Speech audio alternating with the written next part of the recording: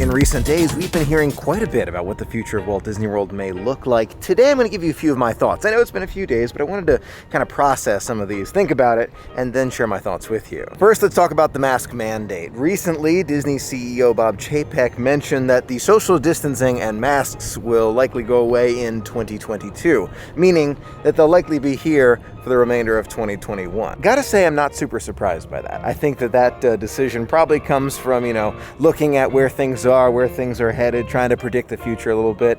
To err on the side of caution, I don't think is a bad thing. Now, keep in mind, that's just what the CEO is saying right now. Doesn't mean that things won't change in the future. For example, like if tomorrow you snap your fingers and, we're all back to normal, no masks anywhere, of course, they're gonna not make masks mandatory here. So it's not a hard and fast rule. It just is a prediction of where they think things will be in the future. Along with the masks and social distancing, the CEO of Disney mentioned that park capacity will definitely change with time. Right now, our understanding is that capacity is at 35%. Again, we don't know for sure. It could vary based on the day. I have no idea. When will they increase that number? They said, of course, it'll depend on what the world looks like.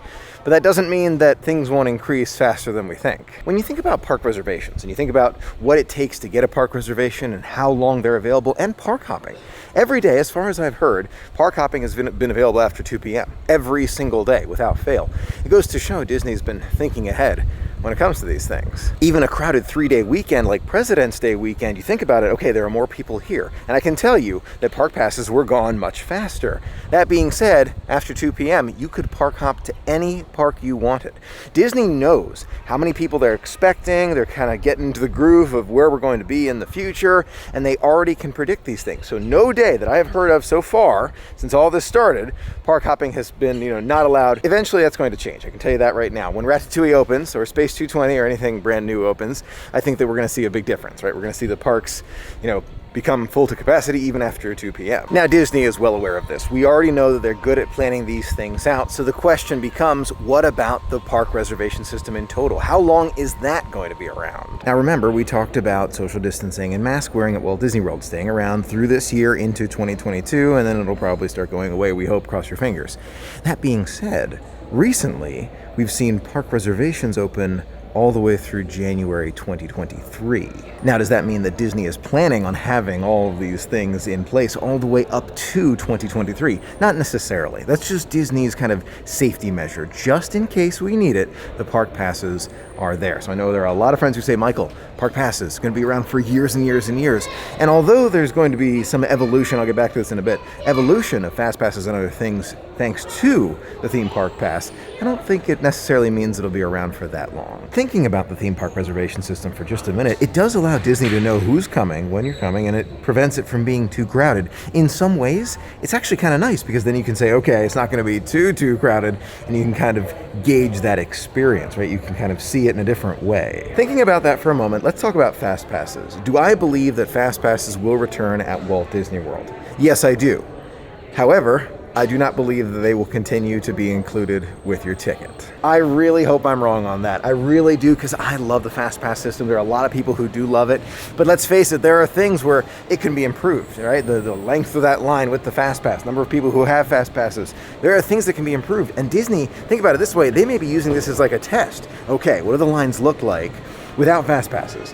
What can we do? I think we're likely going to get the Disneyland system where you have the option to pay for that Fast Pass. I think that's one option. We'll see. It works pretty well at Disneyland, have to admit, but it's only one option. The other idea I have is a little bit out there, but hang in there with me for a moment. We'll talk about it together. Instead of a fast pass system, imagine, and again, I'm not sure if I want this to happen, just thinking, we have the theme park reservation system.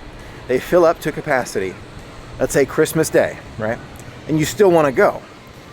Do you think Disney will say, okay, you have the option to pay for an additional theme park reservation? I think that there is a possibility, at least in the coming years, where that could happen. I personally hope it doesn't. I do, honestly, I really do. I think that kind of getting back to what we had, fast passes, we'll see what happens there. But the theme park reservation is nice in some ways, but in others, I feel like it can be difficult, right? It can be difficult. So I think there are a lot of opinions on this one. Let me know yours in the comments below.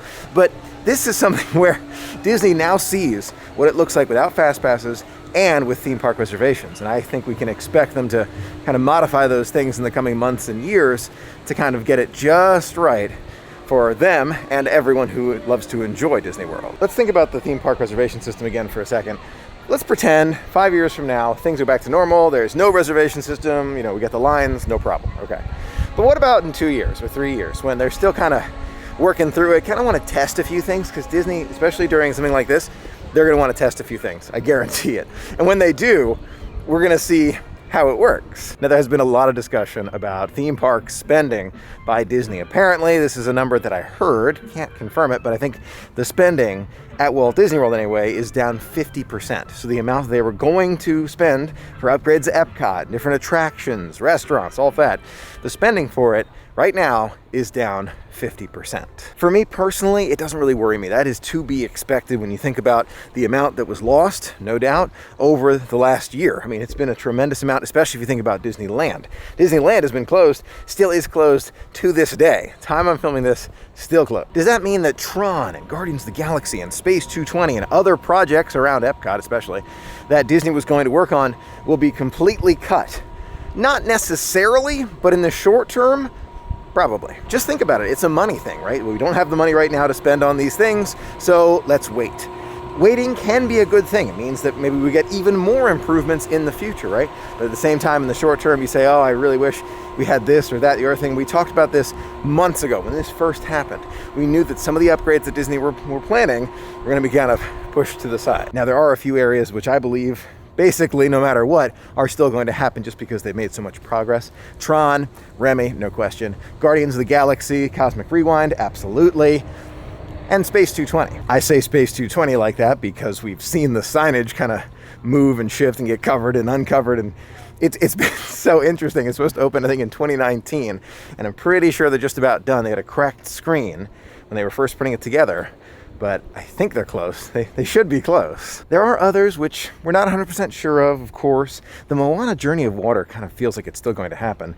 Updated mouse gear will no doubt be happening, hopefully. And there's that other one, the very special pavilion that was going to go in basically the middle of Epcot for festivals, a lot of fun. That's, I think, been tabled. All of that being said, let's not forget there's other things that Disney is prioritizing. Good example here at the Polynesian Village Resort outside, they're already constructing that new platform. It's gonna look like that. It's gonna be great when it's done, but just envision, that's an expense. Disney's still prioritizing things like that enhance the magic. So we're not sure what Disney has kind of, pushed to a later date, right? We don't know what that list looks like, but we can envision that it's things that probably wouldn't get as much attention as an A-list attraction like Tron or Guardians of the Galaxy.